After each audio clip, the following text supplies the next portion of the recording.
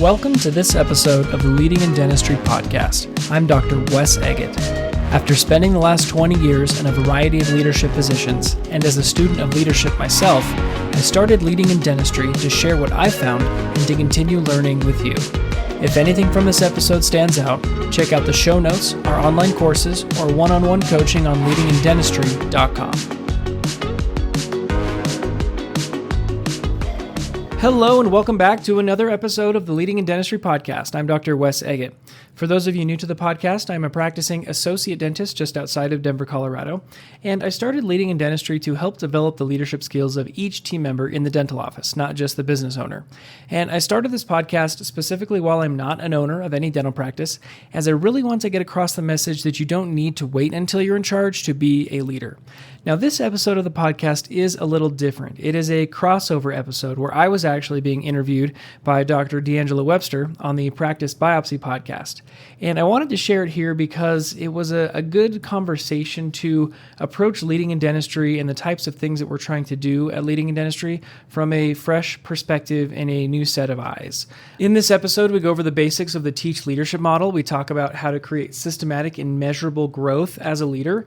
And then also, he threw me a curveball with a question about, is it better to be feared than loved in leadership, which I thought was super interesting. It got me thinking about some things that I hadn't thought of before or talked about before. So I hope you enjoy the episode, and be sure to check out the Practice Biopsy podcast and the Practice Biopsy Facebook group in order to get more resources from Dr. Webster, and we will see you next time.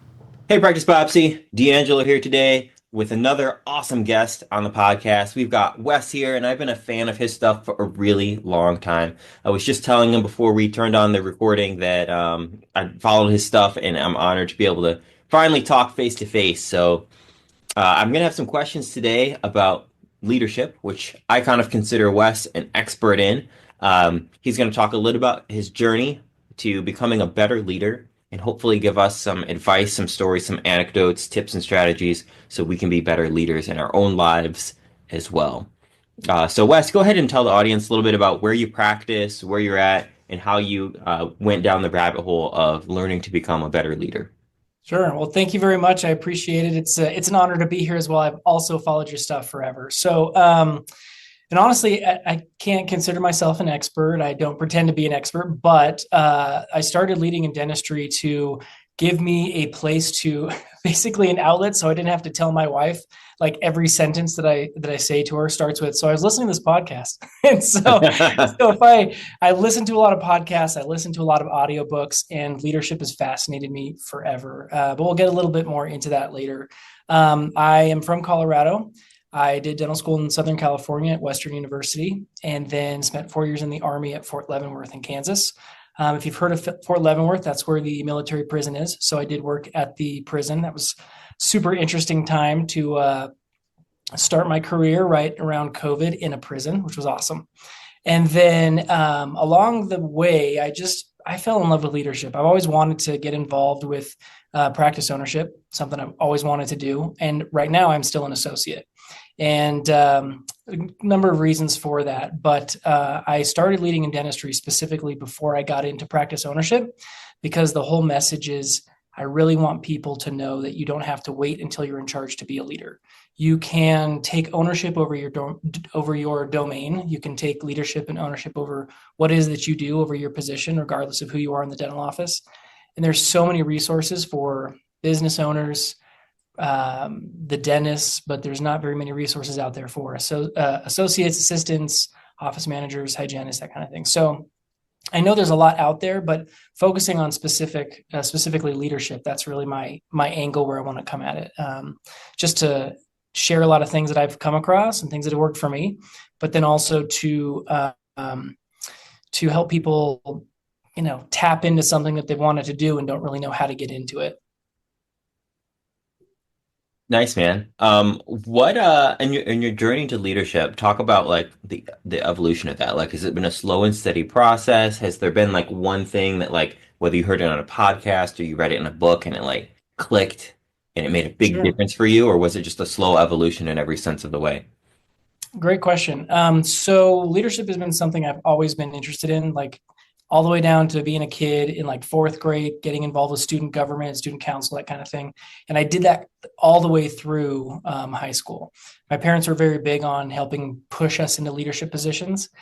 And I just knew there was something different about being a leader, the influence that you can have over other people. And as I got involved with different projects and things over a number of years, there was always me doing the job or doing the skill or doing the thing that I was supposed to be doing, but also helping other people do better at what they were doing too. I guess a very clear way to explain that, there's this lady named Liz Wiseman. She has a book called Multipliers, and she talks about how if you're doing a thing, you're adding value.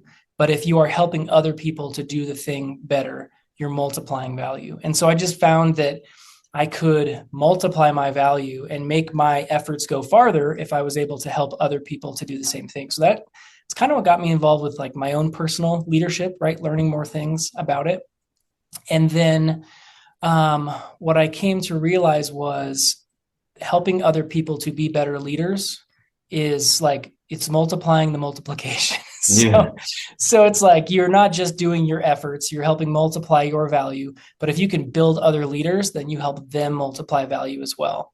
And so for me, that's kind of where my heart's at. I love dentistry. I think teeth are cool, but really people are where it's at. And over the course of my career, I hope that I look back and say, I was able to make an impact on other people. It's something that we chatted a little bit about before we started recording, was your affinity for teaching as well, right? Like there's something about passing on something that you've learned. And again, not to pretend to be an expert, but to say, this is what worked for me. And if it can work for you too, great. And then you leave some sort of small little legacy about how to do a certain thing or to be a certain way. If you can pass it on to somebody else, they're able to pass it on as well. And it just becomes this effect. So I really like that. It's like you add another step to the staircase so everyone can go a little bit higher. Exactly. Mm-hmm. That's one of my favorite quotes, and it's actually a quote on the back of my book that I authored by Isaac Newton. If I've seen further, it's by standing on the shoulders of giants, and I think that really applies to this concept of not being the expert who knows everything, but being a person who learned something, had something that worked for them, sharing it, and hoping that it helps someone else as well. Yeah, absolutely. And there's something like really deep about that and really philosophical. You can get a little cheesy when we start talking about it too deep. But I think in leadership, there's a certain aspect to it. The cheesiness helps you access something that you might not be able to access otherwise. I mean, I love cheesy quotes. I love cheesy metaphors and analogies and stories. And it really helps get to the meat of what you're trying to share or teach or anything like that. So as a teacher, I'm sure you understand. It's so important. Yeah. How do you judge, whether in yourself or someone you're coaching on leadership, how do you judge or measure if they're actually becoming a better leader? Like, is it like getting more compliments from the people around you? Like, what's the benchmark for, am I actually a better leader than I was 6 months ago? Great question. This is something I'm super excited to talk about. Didn't see this question coming, and I'm glad you brought it up. Mm-hmm. The reason I think that we are attracted to measurement is, as dentists, we measure everything, right? We're going to measure, metrics are what we talk about all day long. And we have different practice management softwares in order to dive into the metrics, put them on a dashboard, make it easy to understand so we can figure out how to improve our reappointment rate or our case acceptance. But how do we improve what our leadership is? If there was a dental intel or a practice by numbers or something like that would allow you to dive into who you are as a person and who you are as a leader, that would be ideal. So with leading in dentistry, like I said, I started it to help develop the leadership skills of every member of the dental team, not just the business owner. And the best way that I found to do that is to quantify where your leadership's at. If you just say, be a better leader or go and develop leadership skills, it's too vague. It's too nebulous. You can't really dial in what that means. Mm-hmm. So for me, I developed what I call the teach leadership model because it's all focused on teaching, passing things along. And the teach leadership model is made up of 5 pillars. So it's trust, expectations, accountability, consistency, and heart. So again, it's trust, expectations, accountability, consistency, and heart. And if you are able to break different parts of leadership up into specific skills and you work on those skills, then you can know you're becoming a better leader. So what I do, the first thing I did before I really started doing any sort of course or anything like that was develop a leadership skills assessment. And so I worked with a couple of folks that I went to dental school with, just sent them a survey to their teams, worked with them to get their team's phone numbers so I could text them a link to a survey. They go through and answer 25 questions, 5 for each category, on trust, expectations, accountability, consistency, and heart. And then they could get an anonymous response or feedback from their team, basically like a 360 survey, about where their leadership skills were in the eyes of their team. And then I did the same thing with the docs to see where they self-assessed. And then we could compare and see, your team said this and you said that, where's the difference? So where do you see that you need to improve? And is it the same as what they're saying? It was super interesting to be able to quantify what that was.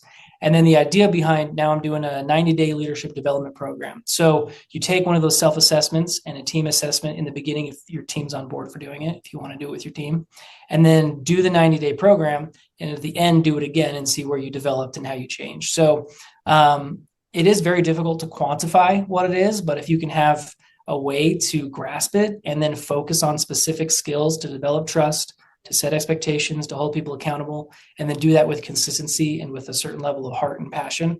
That for me is what will take someone from being where they are now to a better leader in the future. Just a quick interruption here. If you are looking to take your leadership skills to the next level, the next round of the 90-day leadership development program kicks off on April 7th, 2025. This is a guided program that I designed for dentists, office managers, and team members who want to create trust, set clear expectations, hold their teams accountable, and lead with consistency and heart.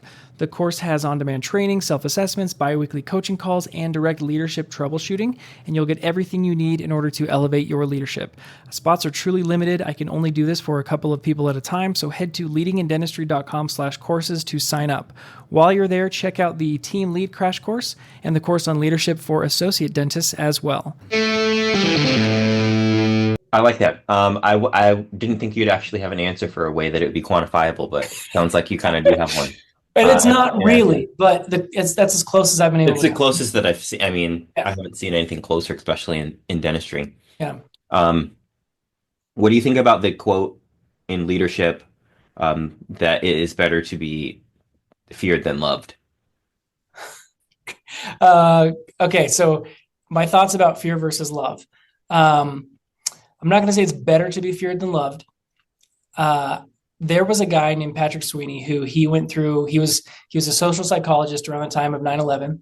And I've done a story about this before on Instagram, but he was asked to go to Iraq and study the ability of soldiers and commanders to develop trust in that high stakes, stressful environment. And what he found was there were 3 things that contributed to trust, right? He found that there was competency, character, and caring. So competency, do you know how to do what you need to do? Like, are you a master of your skill? Are you a master of your craft? Then the character, do you have character? Do you have integrity? And then caring. So I know how to do what I need to do. I'm a good person. And does this leader use those skills on me as a subordinate or as a team member? And then if you do those things, then it develops trust. That's what he found. But in their studies, what they found was the soldiers actually prioritized competence over caring or character. So the most important thing was for someone to be good at their job. And I feel like a lot of times people who throw their weight around to try to be feared rather than loved, they're trying to show that they're competent, but I think it comes from a place of insecurity. I heard one, I think it was a psychologist. I don't remember where I heard it and I can never find it, but they said that there are 2 types of relationships. You have relationships based on validation and relationships built on trust. And if you can focus on trust, that's why for me, it's the first pillar of my teach leadership model. If you can focus developing relationships on trust, you have a place to go. If you don't, then you're going to be so focused on your authority, right? So focused on trying to be feared rather than loved. And you're building like a shaky foundation because you're trying to build a relationship off of you being validated as a leader, not you building trust with somebody else. I don't know if that answers your question, but no, it does. So what are some simple strategies for building trust among your team? Is it just authenticity and sticking to your word, or some more to it than that? Sure. Yes. So have you heard of Brene Brown? I mean, in the leadership, all that. She's great. And she has this framework called Braving, Braving. And when I came up with the teach leadership model, I mean, we've all had acronyms around us forever, but the Braving model for me was so pivotal that's the teach kind of came out of that. So Braving, she has the anatomy of trust, and she says you can tell what makes up trust based on what happens when it's broken, right?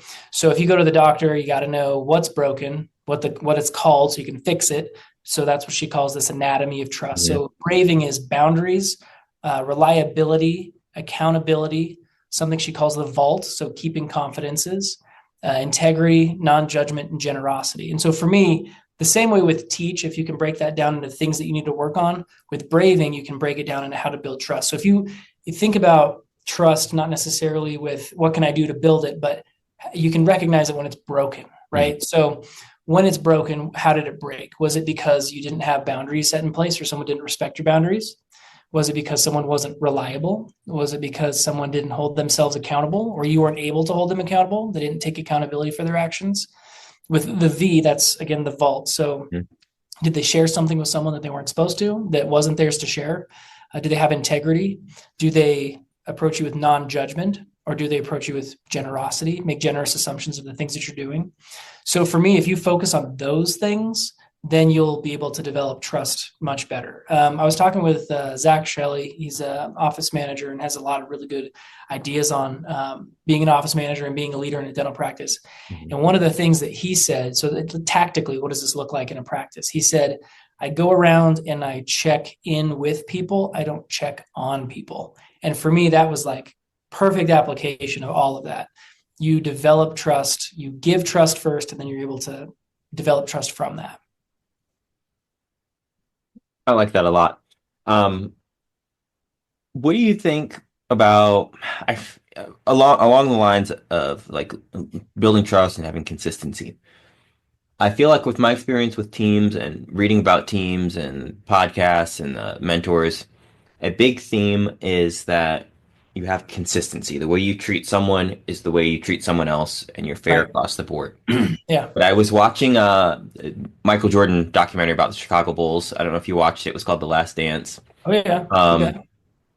And did you watch it? Mm-hmm. Oh, yeah. So if you remember, there was a point when Phil Jackson was talking about like his coaching strategies, and he actually treated people very differently. So the way that he would treat Dennis Rodman, who was like always partying and late, was totally different than maybe he'd treat Michael Jordan or someone else on the team. I remember an example was everyone was supposed to show up training camp, practice this time, this date to practice. And Dennis Rodman was like, I'm feeling overwhelmed right now. I can't come. I need to go to Vegas and blow off some steam. So he missed like the first 2 days, and everyone else like had to be there on time, and this guy got to skip out to go party.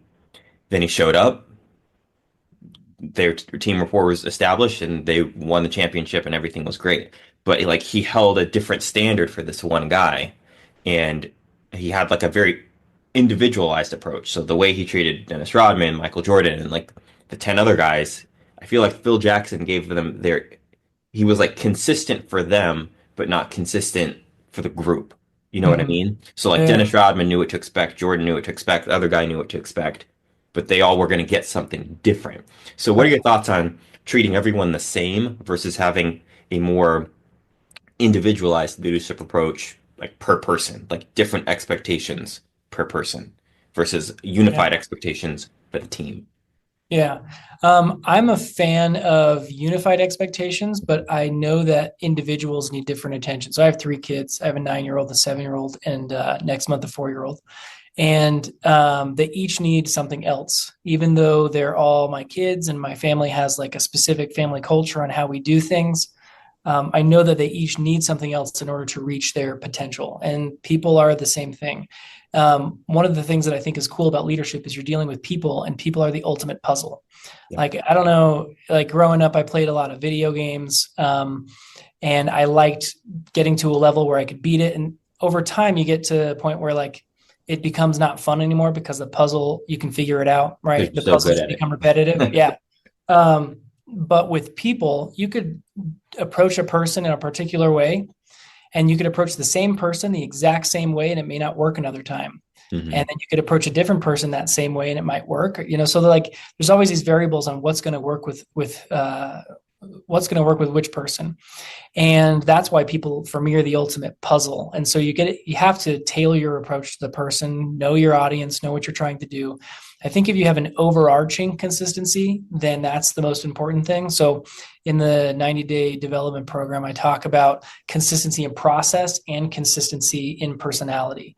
So it's not just this is the way we do things, but it's also, does your team worry every time that they approach you about which version of you they're going to get that day, right? Are you the same person that they're going to approach?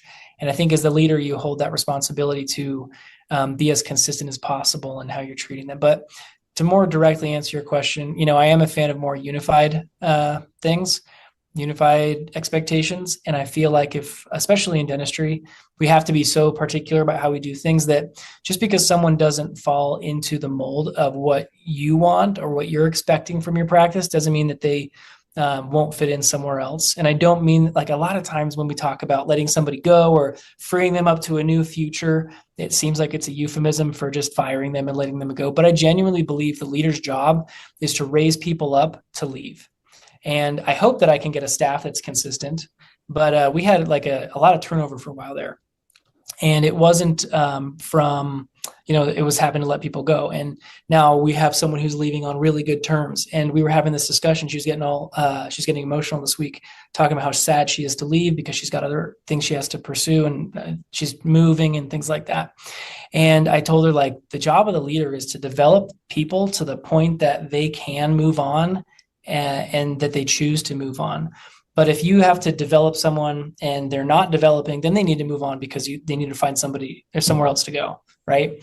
But if you help develop someone to the point where they believe in themselves, they're ambitious, they have other things going on, I hope that people that I work with can be inspired by the work that we do to know that they can do more with their life if they want to, and that when they leave, that's a good thing. So I really went off the rails there on actually answering your question, but everybody needs something specific, and it's okay if people need to go somewhere else, is what I mean to say with that.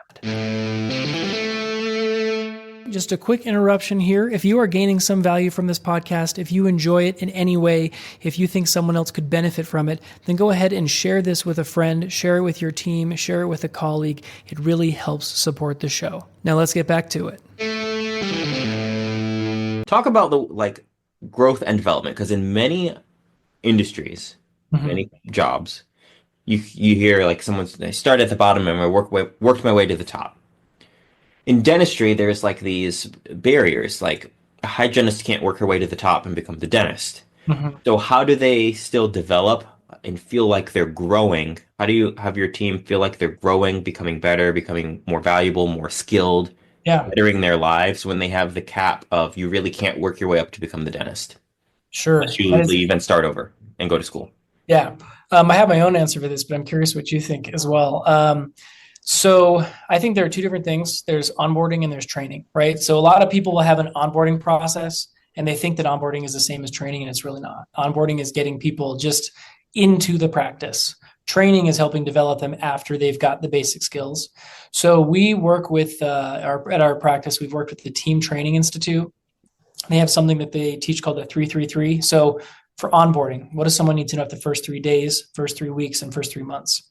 I've also followed Mark Costas forever, the Dental Success Network and Dental Success Institute, and they use the black belt system for practices. So being able to quantify the development of a practice based on if it's blue belt, black belt, that kind of thing.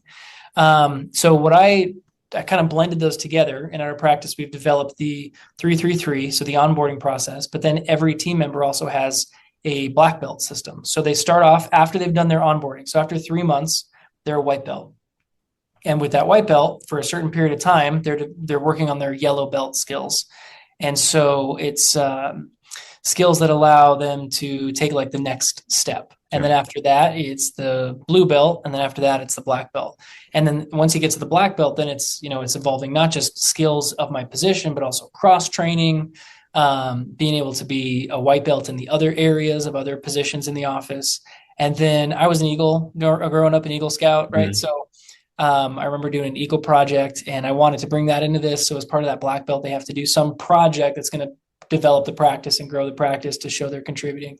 So we give them not necessarily a career ladder, but these things that they can look forward to over a number of years in order to take their career to the next level. So as far as development goes, I think it's a constantly developing Do you thing. pair like bonuses and raises with those, or is it just like job satisfaction? Great question. As I am not the owner, that has not been tied in quite yet. And the program is still in its infancy where people are getting on board with that program. But that is the intention, so that if someone is looking for an increase, they know what it takes. You want to give someone an increase because they've brought more value to the practice. That's how you're able to pay them more. And so if you can tie that into that's the intention long term. Yeah. Cool. I think a lot of people believe that like with leadership you have it or you don't. Like it's a personality thing. Like a lot of people like lead from their gut, lead from their life experience. But I feel like from what I've seen following you is you almost believe in systematized leadership. Like I've seen all the checklists and the spreadsheets and the rubrics. So talk about the role of like systematizing the leadership skill and how that plays into what you do. It's a good question. I never thought of that before. I feel like, can anyone be a leader? Yes, I believe they can, but I believe they need to want to. It's something that you can do all the little things, but if you're not doing it with a level of heart and passion, then it is just a checklist. So the last pillar of the Teach leadership model is that H, the heart. I saw this Instagram reel where this pianist came up and he was showing this is playing music technically. And I think he was playing Clair de Lune or something. Mm-hmm. And he was hitting all the notes exactly how they were on the sheet music. And then he said, this is playing musically. And he went back and put a lot of passion and energy. He was pausing between the notes. He was holding some a little longer, getting some a little louder, that kind of thing. And both are correct, right? Like you can go through and establish trust, set expectations, hold people accountable, do that consistently. You can do all those things, but if you don't have that level of passion and that why behind your doing it, then it becomes the robotic. So can you do checklist leadership? Yes. Is it the type of leadership that I prefer and the type of leadership I'm trying to focus on? Not really. Does that answer your question? I'm not It sure. does. So how does one like cultivate that like passionate aspect of it? So let's say you've got like this dentist, he's like Sure. super awkward. He's like super awkward, super introverted. Mm-hmm. He wants to be a better leader. So he like takes a leadership class, he gets all the checklists, he gets like the Sure. little course pack manual, but something's still not lining up. And it's because he's still really introverted, really awkward. Like how does a person like that fall into like a more natural feeling leadership in your experience? Sure. There's this book called How to Lead When You're Not in Charge by this guy named Clay Scroggins. Mhm. And he talks about the first thing he says right off the bat is knowing your identity and knowing who you are really. And knowing yourself is key to tap into like, what is it? If you're trying to be yourself, you have to know who you are as yourself. And it has to be authentic. You can't be trying to be somebody else or pretending to be somebody else. You can try to be the best version of yourself, right? You can try to improve and change how you approach people, but becoming very intimately familiar with who you are as a person and what your strengths and weaknesses are allows you to know how to show up for other people. I mean, a big part of leadership is delegating things. And if you don't know what your weaknesses are, you don't know what to delegate. So if you feel like you're shy and awkward and not charismatic, that's totally fine. There's nothing wrong with that. I mean, people talk all the time about Abraham Lincoln and how he was, a pretty shy guy and wasn't what you would call charismatic. But he was able to, it's not what we would call charismatic because we think charisma is being a good speaker and getting out in front of people and being in the spotlight, when really it's being able to have a sense of presence with other people. And if you can find a way to connect one-on-one with other people, I think that's the most important part. It's not necessarily being the center of attention, being not comfortable public speaking. I mean, that's totally fine, but it's being able to know how you can help influence other people and not influence them just because you're in charge, but influence them because they have some buy-in, because they they believe in you as a person. And so getting people on your side one-on-one, I mean, you got to find out what works for you in order to develop those relationships. But I think knowing who you are first is, I think that's where to start. I think that's a fantastic answer. I do like to keep these about a half an hour, and we're coming up Sure. right on there right now. Perfect. If someone wants to get in touch with you, they have any questions, they want some leadership advice, what's the best way to get in touch with you, Wes? Sure. So Instagram is probably the best way. Dr.Wes Eggett. So it's Eggett. And then checking out the Leading in Dentistry podcast. I mean, you can download it anywhere that you find podcasts and look up leadingindentistry.com. Then you can see the course and stuff like that that's available there. But the best way is to reach out through Instagram. I'll always respond. Love making connections. Love getting to know other people. I think that it's one of the things about dentistry is it can be a lonely profession. And I know that people have said that for a long time. And that's why Facebook groups are so big. It's becoming much more and more less and less lonely, and happy to respond, happy to talk with anybody. And it doesn't have to be dentist to dentist. Any position in the dental office, that's really where I want to focus my efforts as much as I can. Dentists have the resources to pay for coaching. So oftentimes it's dialed in for us. But I feel like every dentist wants their team to be full of leaders. And so that's where, if we can make a big difference there, that's where I'm focusing. Fantastic. Wes, I want to thank you for your time. Great episode. For those of you listening, please support the podcast. Subscribe to us on YouTube. If you are a dentist or dental student, please join the Practice Biopsy Facebook group, and we'll bring more content every week, every month, every year. We're going to keep this going. Thanks, Wes.